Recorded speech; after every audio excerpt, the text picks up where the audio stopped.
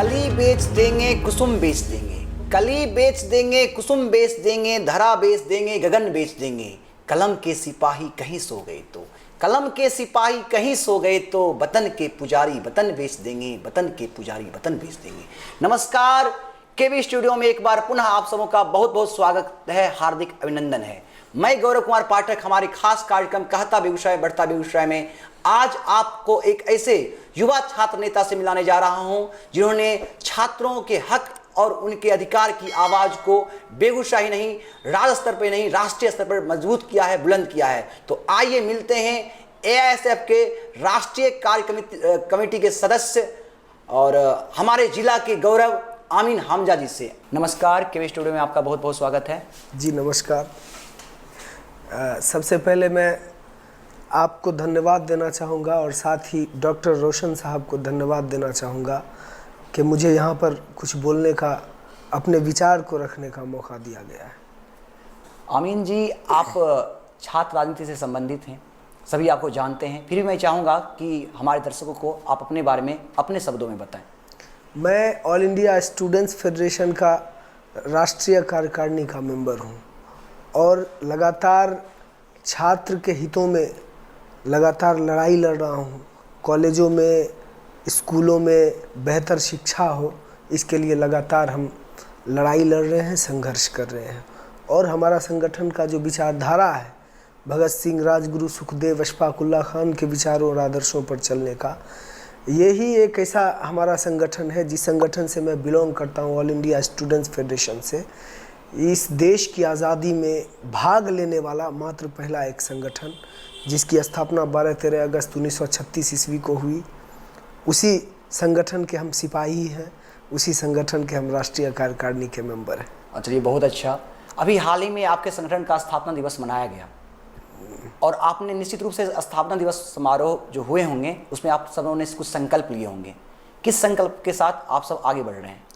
हम अपने इस 85वें ऑल इंडिया स्टूडेंट्स फेडरेशन के स्थापना दिवस के मौके पर हम लोगों ने ये संकल्प लिया कि आगे आने वाले दिनों में किस तरह से शिक्षा का भविष्य बेहतर बने, किस तरह से कॉलेजों में, स्कूलों में या प्राइमरी से लेकर उच्च स्तरीय तक जो भी शिक्षा का माहौल है वो कॉलेजों में शिक्षा का माहौल बने, स्कूलों में शिक्षा का माहौल बने।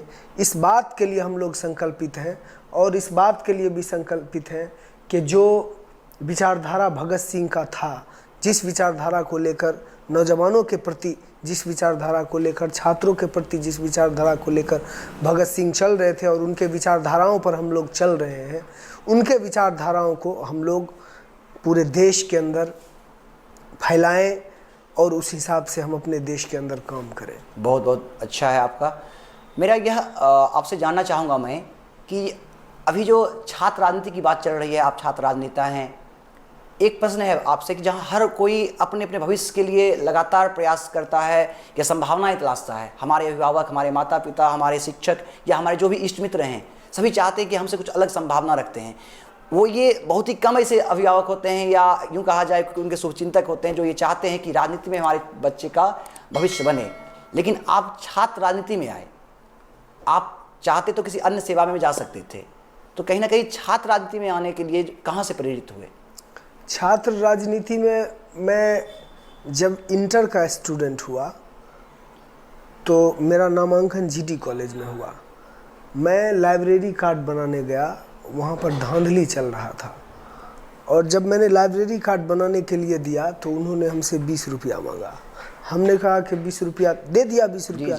उसके बाद हमने उसका रसीद मांगा तो रसीद नहीं मिला, उस पर बवाल हो गया। हम बोले रसीद लेंगे, हम प्रिंसिपल के पास गए तो वहाँ पर कुछ एआईएसएफ के छात्र नेता बैठे थे। उस वक्त के छात्र नेता अभिनव कुमार अकेला थे। उस गलत सिस्टम का विरोध किया? बिल्कुल। उस वक्त अभिनव कुमार अकेला छात्र नेता थे, चर्चित छात्र नेता थे।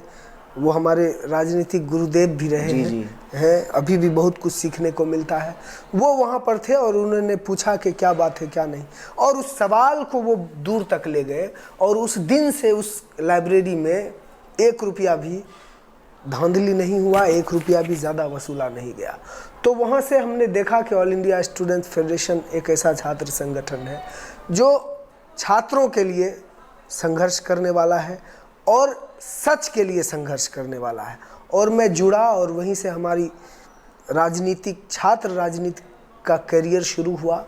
मुझे अच्छा लगने लगा जब मैं लोगों का हेल्प करने लगा, स्टूडेंट का हेल्प करने लगा। तो जब स्टूडेंट का मैंने हेल्प किया तो एक संतुष्टि, आत्मसंतुष्टि हुई। हाँ, संतुष्टि होने लगा, एक अजीब सा मतलब ऐसा फीलिंग होने लगा। तो धीरे धीरे इसमें अच्छा लगने लगा बढ़ता। हाँ, किसी का जैसे काम नहीं हो रहा, अगर हमसे हो गया, धीरे धीरे हमको अच्छा लगने लगा। आपको ये लग रहा होगा कि चलो भाई अब हम उसके लिए उपयोगी बन रहे हैं। हाँ, और फुल्ली उसके बाद हम उतर गए। तो आपका कुछ और सपना था राजनीति के अलावे, कुछ और सोचते थे आप? जनरली मुझे था डॉक्टर बनने का।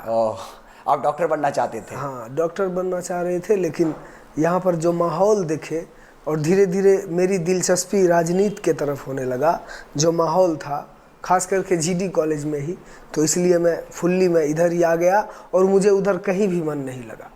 हम आपके लिए एक शब्द कह सकते हैं, ये मेरा अपना व्यक्तिगत राय है कि आप अगर डॉक्टर बनते तो रोगी का इलाज करते, और आज मैं अपने शब्दों में कहूँ तो आज भी आप डॉक्टरी कर रहे हैं।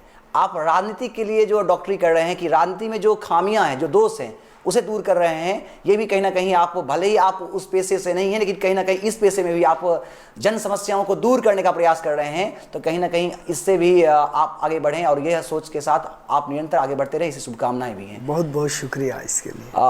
हम आपसे अमीन जी ये जानना चाहेंगे कि बेगूसराय की जो छात्र राजनीति है, किसी से कुछ छुपा हुआ नहीं है, तो कहीं ना कहीं बेगूसराय की छात्र राजनीति में फंसकर हमारे बेगूसराय के जो महाविद्यालय हैं उनकी स्थिति बहुत ही संतोषजनक नहीं है।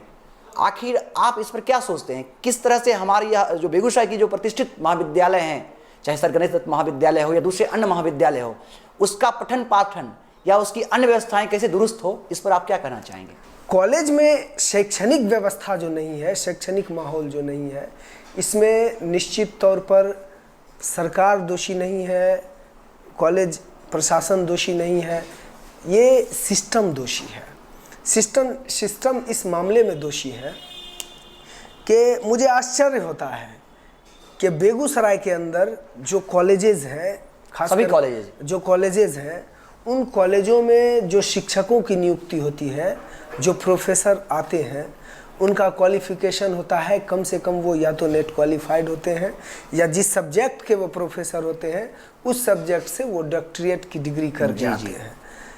ये स्टूडेंट को समझने की ज़रूरत है, तभी कॉलेज के अंदर शैक्षणिक माहौल बन सकता है। ये स्टूडेंट को समझने की ज़रूरत है कि वो जो कॉलेज में क्लास को छोड़कर प्राइवेट की तरफ बढ़ रहे हैं, प्राइवेट कोचिंग के तरफ बढ़ते हैं, करें, उसमें कोई दिक्कत नहीं है, प्राइवेट कोचिंग की तरफ बढ़ रहे हैं, वो सबसे ज़्यादा घातक है। क्योंकि जो प्रोफेसर आते हैं उनका क्वालिफिकेशन, जहाँ वो कोचिंग पढ़ते हैं उनका क्वालिफिकेशन, दोनों में ज़मीन आसमान का अंतर है। बिल्कुल। और जिस वक्त स्टूडेंट इस बात को समझ जाएंगे कि कॉलेज के शिक्षकों का क्या क्वालिफिकेशन है और जहां वो ट्यूशन पढ़ रहे हैं उसका क्या क्वालिफिकेशन है, बच्चे के पेरेंट्स जिस दिन समझ जाएंगे और अपने बच्चों को कॉलेज में भेजना शुरू कर देंगे, उस दिन कॉलेज में माहौल शैक्षणिक बनेगा। इसलिए हम लोगों ने पिछले दिनों इस बात का भी नारा दिया था कि शिक्षकों क्लास चलो, छात्रों क्लास चलो। तो कुछ दिन तक इस बात को हम लोगों ने लागू भी कराया कि छात्रों को क्लास करना मस्ट है, शिक्षकों को क्लास लेना मस्ट है। इस बात के लिए हमने, और जानिए कि उनका 1 लाख सवा लाख का वेतन वो लेते हैं और कॉलेज में बैठ के चले जाते हैं। ये काफ़ी दुर्भाग्यपूर्ण है।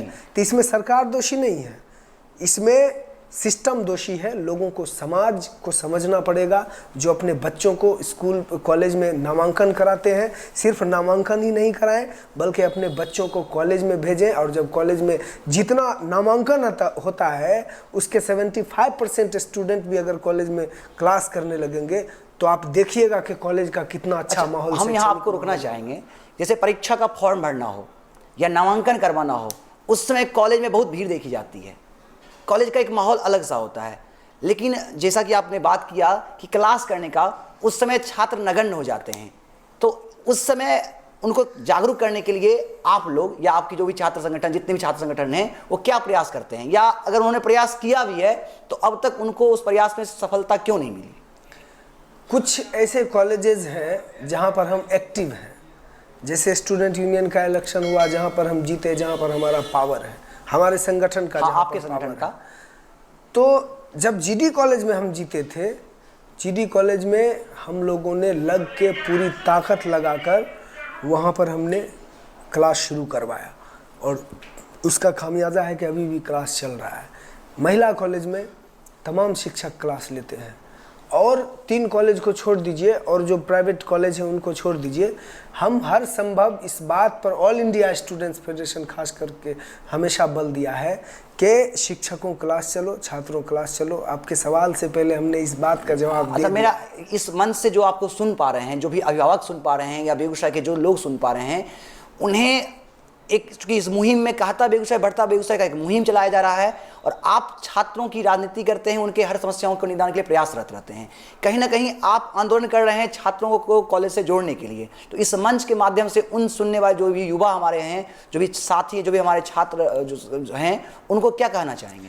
इस मंच के माध्यम से सिर्फ छात्र और अभिभावकों को ही नहीं, बल्कि बेगूसराय के अंदर जितने भी एक्टिव छात्र संगठन हैं, जी जी, चाहे वो सरकारी छात्र संगठन हो, चाहे वो जो जनरल छात्र संगठन हो, उन तमाम लोगों को चाहिए कि कॉलेज में किस तरह से शैक्षणिक माहौल बने, छात्र कैसे क्लास करें, कंटिन्यू 75% कम से कम उनका अटेंडेंस हो, शिक्षक कैसे क्लास लें, और जो शिक्षकों के रिक्त पद हैं, जो खाली सीट है, जिस सब्जेक्ट में सिर्फ नामांकन करा के उसमें पीएचडी पीजी कर लेते हैं और उस सब्जेक्ट में शिक्षक है ही नहीं, उस पर बल देना चाहिए। और शिक्षा जो यूजीसी है या जो भी है शिक्षा से संबंधित, उस पर दबाव बनाकर कॉलेज में ऐसा माहौल बनाए जिससे कि बच्चे और छात्र और शिक्षक में कोऑर्डिनेट हो, और कोऑर्डिनेट करके आपस में वो भी प्रेरित हो पढ़ने के लिए और वो भी सीखें पढ़ाने के लिए।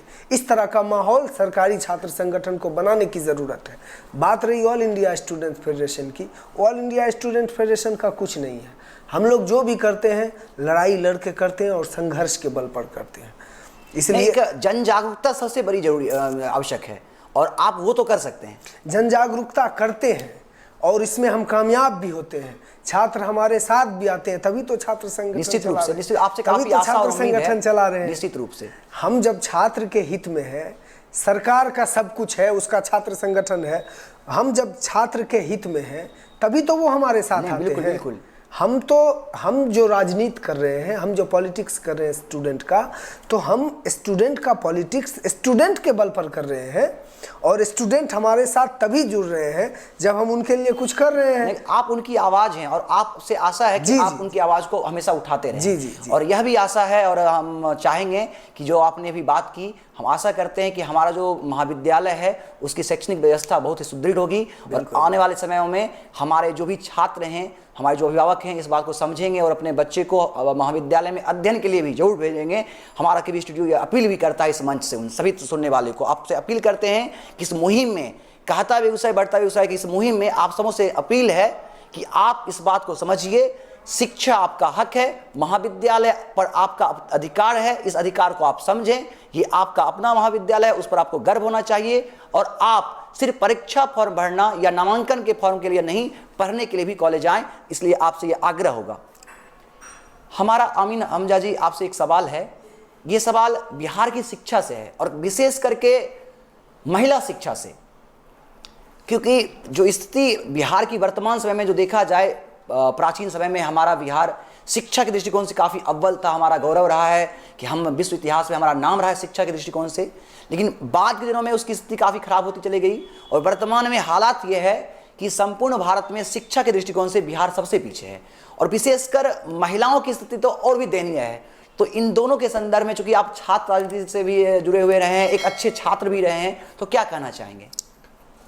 देखिए, इसमें सरकार ने अच्छा पहल भी किया है। कहीं कहीं महिला शिक्षा के प्रति कहीं कहीं सरकार ने ये पहल किया है कि उनको साइकिल साइकिल देने का हो, ड्रेस देने का तरह हो। तरह की जो योजनाएं सरकार लाई हैं, सरकार ने कई तरह की योजनाएं उनको प्रेरित करने के लिए लाया है, और इसमें हमको लगता है कि पेरेंट्स को भी इसमें कम से कम कपड़ा के लालच से कम साइकिल के लालच से, जो भी योजनाएं सरकार दे रही है, उसका लाभ उसके लेने के लालच से भी अपने बच्चों को वहां तक इसमें सरकार है। नामांकन तो हो गया। मेरा आपसे ये अब प्रश्न है। हम आ रहे हैं इसमें, लेकिन सवाल है कि बेहतर शिक्षा का, छात्राओं के बेहतर शिक्षा का, महिलाओं के बेहतर विशेषकर शिक्षा का, बेहतर शिक्षा का, तो 2014 में all India students federation AISF ने कॉलेजिएट हाई स्कूल में एक छात्राओं का राज्य स्तरीय कन्वेंशन कराया, और जिसमें छात्राओं को बेहतर शिक्षा मिले और छात्राएं आगे बढ़कर पढ़े, उसे पढ़ने में कोई कठिनाई नहीं हो, इसके लिए एक प्रस्ताव पारित किया। वो कन्वेंशन हमने कराया था कॉलेजिएट में। उसमें एक प्रस्ताव पारित किए हम लोग कि KG से PG तक छात्राओं को मुफ्त में शिक्षा देने का है। उसके बाद तुरंत जीतन राम मांझी जी मुख्यमंत्री बने, और तत्कालीन जीतन राम मांझी को AISF के इस प्रस्ताव को मानना पड़ा, और उन्होंने चिट्ठी भी निकाल दिया। लेकिन ये दुर्भाग्य की बात है कि सरकार के द्वारा चिट्ठी निकालने के बाद KG से PG तक मुफ्त में शिक्षा का AISF के दबाव में चिट्ठी निकालने के बाद भी पूरे बिहार के अंदर कोई भी स्कूल, कोई भी कॉलेज, कोई भी विश्वविद्यालय इस बात को एक्सेप्ट करने के लिए तैयार नहीं है। धड़तल्ले से छात्राओं से पैसा वसूल रही है। एक तरफ सरकार तमाम तरह की योजनाएं छात्राओं को पढ़ने के लिए लागू कर रही है, घोषणाएं कर रही है, लेकिन घोषणा के बाद भी ये दुर्भाग्य की बात है, वो सरकार का है, हम सरकार के विरोध में नहीं बोल रहे, वो सरकार का आदेश है, और सरकार के आदेश को धरातल पर नहीं उतारा जा रहा है। और जब इस बात का सवाल हमने वाइस चांसलर से किया, जब इस बात का सवाल हमने गवर्नर से किया, तो उन्होंने साफ तौर पर कहा कि ये सरकार का आदेश है। तो सरकार के आदेश में और गवर्नर की, सरकार में और गवर्नर की लड़ाई में आम छात्रा क्यों पीछे, आम महिलाएं क्यों नहीं? पीछे? जो सरकार ने जो बातें कही हैं लड़कियों की शिक्षा के लिए, कहीं ना कहीं धरातल पर वो दिखता नहीं है। हाँ, सरकार इसमें पूरी तरह से लापरवाह है। वो सिर्फ घोषणा कर दिए हैं, उसको धरातल पर उतरवा नहीं रही। तो महिला शिक्षा में हमने तो पहले ही कहा कि महिलाओं के शिक्षा, सुरक्षा और सम्मान की लड़ाई लड़ने वाला हमारा संगठन है, और इसके लिए भी हमने लड़ा भी है, आगे पिछले दिनों भी लड़ा है, और हमारे ही प्रस्ताव को पारित, लेकिन इस बात को धरातल पर नहीं उतारा जा रहा है। और निश्चित तौर पर जब हमारा जो डिमांड है महिला शिक्षा के प्रति, अगर इस बात को धरातल पर लागू किया जाएगा, सरकार के आदेश को अगर धरातल सरकार ने जो उनके लिए योजनाएं बनाई हैं, जो आदेश बनाए हैं, हाँ, उसको अगर ओरिजिनली धरातल पर अगर उतारा जाएगा, तो निश्चित तौर पर महिलाएं पढ़ने के लिए आगे बढ़ेंगी। जो छात्राएं पढ़ना नहीं चाहती हैं, जो गरीब माँ बाप अपने छात्राओं को पैसे के अभाव में पढ़ाना नहीं चाहते और कुछ पैसे जुटाकर अपने बेटों को पढ़ाते हैं लेकिन अपनी बच्चियों को नहीं पढ़ा पाते हैं, उन लोगों के लिए सुविधा होगा। अभी जानिए कि बहुत जगह फ्री है, उसके बावजूद तमाम कॉलेज पैसे ले रहे हैं। अच्छा आमीन जी, हम आपसे ये जानना चाहेंगे कि बिहार विधानसभा का चुनाव सामने है, और कहीं ना कहीं आप विंग्स हैं, आप भी संगठन के विंग हैं, तो कहीं ना कहीं आपकी या आपके संगठन की बिहार विधानसभा के परिदृश्य में क्या भूमिका है? जो स्थिति पूरे बिहार के शिक्षा की है, इस पर भी हम शिक्षा पर ही जाएंगे। जो स्थिति पूरे बिहार की शिक्षा की है, जो इस बिहार की शिक्षा को बेहतर बनाने का अपने ऊपर दारो मदार जो लोग ले लेंगे, चाहे वो किसी संगठन से, चाहे वो किसी भी संगठन से हो, और ईमानदारी पूर्वक जो ले लेंगे, अपने ऊपर दारो मदार ले लेंगे, ऑल इंडिया स्टूडेंट्स फेडरेशन उनके लिए हमेशा खड़ा होगा। इसमें यही हमारा है। हमारा संगठन इस बात को मानता है कि बेहतर शिक्षा हो, छात्राओं और SC ST के छात्रों को मुफ्त में शिक्षा मिले, जो गरीब बच्चे हैं उनको भी प्राइवेट वाली जो शिक्षा व्यवस्था है, जो शिक्षा व्यवस्था प्राइवेट स्कूल में मिल रहा है, वो शिक्षा व्यवस्था सरकारी स्कूल में भी मिले।